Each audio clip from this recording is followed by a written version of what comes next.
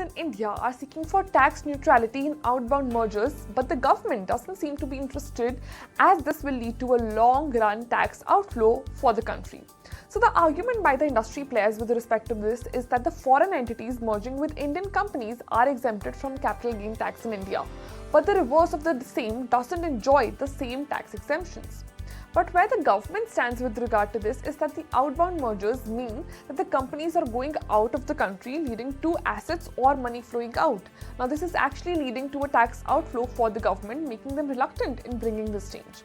Now, in 2022, the Securities and Exchange Board of India allowed outbound investments from Indian alternative investment funds or venture capital funds into foreign entities without an Indian connection. Investors can now make an overseas investment for less than 10% stake in the foreign companies without the need for a joint venture.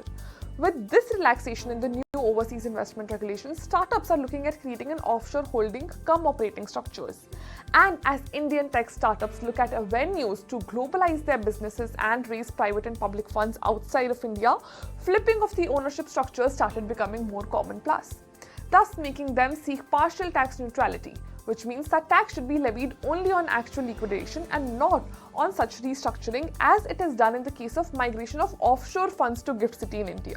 Now, this has been a demand since the last two budgets, but since there are only a handful of such outbound merger cases, any change here isn't going to impact the masses too. So it hadn't been high on the government's priority list as of now, but now the demand for the same has been getting intensified by each passing year, and the industry is expecting the government to provide some relaxation in the interim budget post the 2024 general elections.